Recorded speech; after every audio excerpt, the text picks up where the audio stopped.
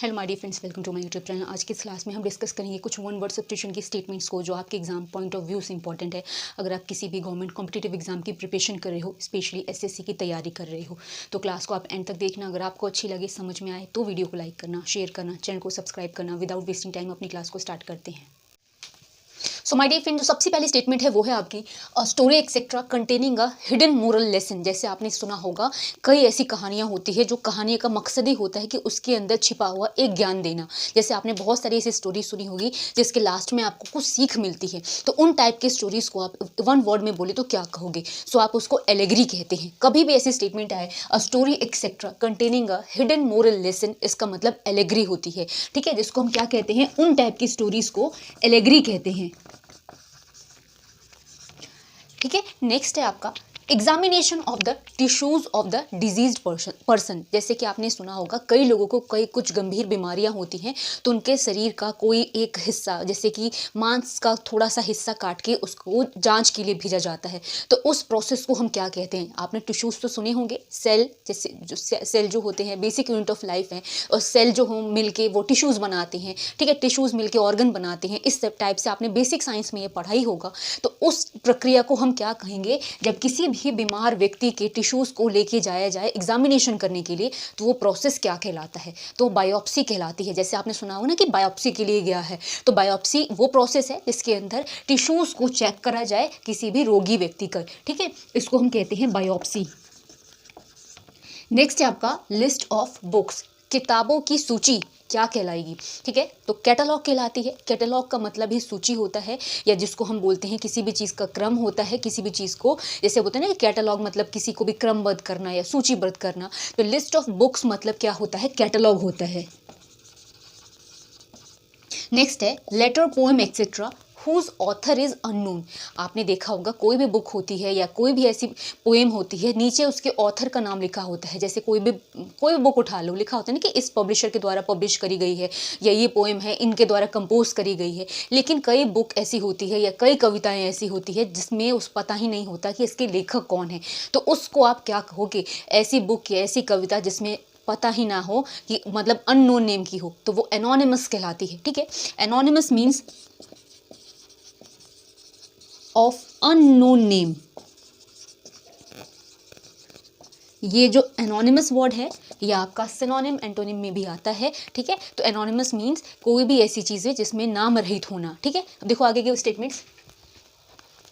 So my dear friend, जो next statement है वो है आपकी of manners more like those of women than a man. जैसे आपने कई आदमियों को देखा होगा जो ज़्यादा ही फीमेल टाइप के मतलब देखने में लगते हैं, तो वो व्यक्ति जिनकी आदतें ज़्यादातर औरतों वाली हो, उन व्यक्तियों को आप क्या कहेंगे? सो आप इफामिनेट उसके लिए आप टर्म यूज़ करोगे। इफामिनेट मीन्स क्या होता है? Manners like those of women than man, जिसको हम बोलते हैं। ठीक है, तो इसको हम बोलते हैं इफामिनेट। नेक्स्ट है a speech delivered without preparation. जैसे कोई भी ऐसा भाषण हो जो बिना तैयारी के दिया गया हो, ठीक है, उसको आप क्या कहोगे? उसको हम एक्सटेम्पोर कहते हैं या इम्प्रॉम्प्टू। ये दो वर्ड्स यूज होते हैं a speech delivered without preparation के लिए। ठीक है, जिसको हम क्या बोलते हैं? एक्सटेम्पोर या इम्प्रॉम्प्टू। ये दो वर्ड यूज होते हैं इस स्टेटमेंट के लिए, बिना तैयारी के दिया हुआ भाषण जिसको हम बोलते हैं।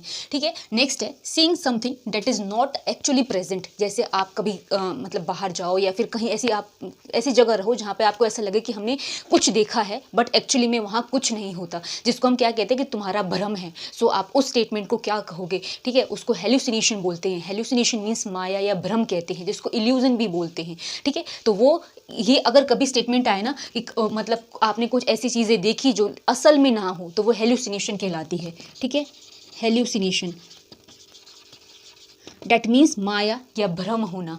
नेक्स्ट है one who is easily deceived. ऐसे लोग जिनको बहुत जल्दी ही हम धोखा दे दें, या फिर वो लोग बहुत ज़्यादा भोले भाले हों जो जल्दी उनको छला जा सके, वो क्या कहलाते हैं? सो वो गुलिबल कहलाते हैं। गुलिबल means one who is easily deceived. Deceive word का मतलब होता है चीट करना या किसी को मतलब फ्रॉड करना, या जिसको ठगना या छलना कहते हैं। ठीक है, one who is easily deceive means होता है आपका गुलिबल। नेक्स्ट है a medicine that kills germs medicine या वो दवा जो जर्म को मारने के लिए यूज़ हो, वो दवाई क्या कहलाती है? सो वो आप जर्मिसाइड कहते हैं, ठीक है। A medicine that kills germs वो आपका है जर्मिसाइड। देखो आगे की statements. So my dear friend, जो नेक्स्ट स्टेटमेंट है वो है the animal of particular region. जैसे आपने देखा होगा कई ऐसे जानवर हैं जो किसी एक पर्टिकुलर रीजन में ही मिलते हैं, ठीक है। जैसे आपने पोलर बीज देखा होगा या फिर ऐसी बहुत सारी जानवरों की प्रजाति है जो किसी एक जगह पर किसी एक रीजन पे प्राप्त होती है या रहती है। सो उनको आप क्या कहोगे? वो कहलाते हैं फौना, ठीक है। फौना एंड फ्लोरा ये दो टर्म्स हैं जो यूज होती है एनिमल और प्लांट के लिए, ठीक है। तो कभी ऐसी स्टेटमेंट आए the animal of particular region, वो कहलाते हैं आपके फौना। और अगर स्टेटमेंट आए the plant of particular region, यानी वनस्पति किसी एक पर्टिकुलर रीजन की, वो आपकी फ्लोरा कहलाती है। फ्लोरा एंड फौना दो टर्म है जो अक्सर यूज होता है एनिमल और प्लांट की पर्टिकुलर प्रजाति को किसी जगह पर दर्शाने के लिए, ठीक है। नेक्स्ट है one who runs away from the justice और द लॉ। आप उन व्यक्ति को क्या कहोगे जो कानून से या फिर जैसे न्याय से भागने वाले हों, वो क्या कहलाते हैं? तो वो फ्यूगिटिव कहलाते हैं। देखिए फ्यूगिटिव मीन्स होता है one who runs away from justice और द लॉ, ठीक है, जिसको हम क्या कहते हैं? फ्यूगिटिव। फ्यूगिटिव मीन्स होता है जिसको हम भगौड़ा भी बोलते हैं, ठीक है, भागने वाला उसको कहते हैं। नेक्स्ट आपकी स्टेटमेंट है a long speech by one person in a play और अ फिल्म। आपने देखा होगा मूवीज़ में या कोई ऐसी मतलब ड्रामा आ रहा है या फिर कोई भी ऐसी जगह पर जहाँ पर एक जो मेन कैरेक्टर है या फिर कोई भी एक कैरेक्टर है जिसका सबसे ज़्यादा मतलब भाषण हो, उसको हम क्या कहेंगे? ठीक है, जो लंबी स्पीच एक व्यक्ति द्वारा दी जाए किसी भी प्ले में या किसी भी मूवी में किसी भी ड्रामा में, वो क्या कहलाएगी? तो वो मोनोलॉग कहलाती है, ठीक है, जिसको हम क्या कहते हैं? मोनोलॉग। नेक्स्ट है अ काउ शेड। काउ शेड मतलब जैसे आपने गौशाला सुनी होगी, जैसे कि होता है ना जहाँ पे गायों को रखा जाए, उस जगह को आप क्या कहोगे? तो वो बायर कहलाती है। Byre means a cow shed, ठीक है, जिसको हम क्या कहते हैं? बायर। गौशाला जिसको हम आम भाषा में बोलते हैं। देखो आगे की statements. So my dear friend, जो नेक्स्ट स्टेटमेंट है वो है आपकी फियर ऑफ नॉइज। जैसे आपने सुना होगा फियर वर्ड का, जब कभी भी वन वर्ड सब्स्टिट्यूशन में फियर वर्ड आए तो फोबिया से हम इसको रिलेट करते हैं। तो नॉइज क्या होती है? शोरगुल, ये बहुत ज़्यादा आवाज़ आने से किसी को डर लगना, वो डर क्या कहलाता है? तो अकाउस्टिकोफोबिया कहलाता है। Fear of noise means acousticophobia. Phobia word एक रूट वर्ड है जिसका मतलब डर होता है। फियर वर्ड कभी भी आए फोबिया से रिलेटेड होगा वन वर्ड सब्स्टिट्यूशन में। और अलग अलग टाइप के डर होते हैं, किसी को हाइट से डर लगना, किसी को वातावरण से डर लगना, या किसी को स्नेक से डर लगना, बहुत सारे टाइप के फियर होते हैं। फियर ऑफ नॉइज कभी भी आए अकाउस्टिकोफोबिया कहलाता है। नेक्स्ट है आपका written declaration of a government और अ पॉलिटिकल पार्टी। आपने जैसे अभी इलेक्शन हुए, कोई भी इलेक्शन होता है, कोई भी पॉलिटिकल पार्टी होती है या कोई भी सरकार अपना कोई लिखित घोषणा पत्र जारी करती है, उसको हम क्या कहते हैं? सो आपने पढ़ा होगा मैनिफेस्टो वर्ड। तो मैनिफेस्टो मतलब होता है कोई भी रिटन डिक्लेरेशन किसी भी सरकार द्वारा या किसी भी पॉलिटिकल पार्टी के द्वारा दिया जाना, ठीक है, कि उसमें ये होता है ना कि हम ये सुविधाएं आपको प्रोवाइड कराएंगे अगर हम इलेक्शन जीते तो जिसको हम क्या कहते हैं? मैनिफेस्टो कहते हैं। नेक्स्ट है the property left to someone by a will. जैसे कि कई लोग होते हैं अपनी वसीयत लिख के जाते हैं, ठीक है। विल मतलब क्या होती है? अपनी इच्छा होती है। अपनी जायदाद अपनी इच्छा से किसी को छोड़ जाना क्या कहलाती है? लेगेसी वर्ड कहलाता है, ठीक है। वसीयत अपनी इच्छा से किसी के नाम पर छोड़े जाना लेगेसी कहलाता है।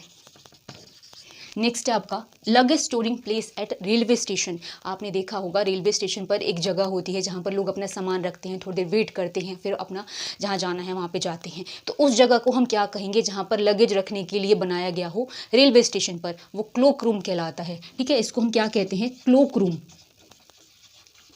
ठीक है। देखो आगे स्टेटमेंट्स।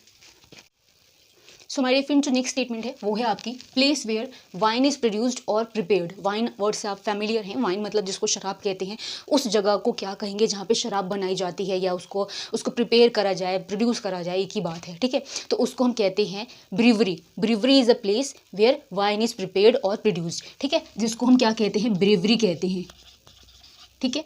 नेक्स्ट है place where dead bodies are buried. जैसे कि आपने देखा होगा कई धर्म में जो डेड बॉडीज़ है उनको जलाया नहीं जाता, गाड़ दिया जाता है। तो जहाँ पर डेड बॉडीज़ को गाड़ा जाए उस जगह को हम क्या कहते हैं? आम भाषा में हम कब्र कहते हैं। जैसे बोलते हैं ना कि कब्र में गाड़ दिया गया, तो उसको इंग्लिश में आप क्या बोलोगे? तो ग्रेव यार्ड कहते हैं, ठीक है। Place where dead bodies are buried, उसको हम क्या कहते हैं? Graveyard. So my dear friends, ये क्लास बहुत छोटी थी बट इंपॉर्टेंट वर्ड्स की थी। अगर आपको अच्छी लगी हो, समझ में आई हो, तो प्लीज़ वीडियो को लाइक करना, शेयर करना, चैनल को सब्सक्राइब करना। मिलेंगे नेक्स्ट क्लास में, तब तक के लिए थैंक्स फॉर वॉचिंग।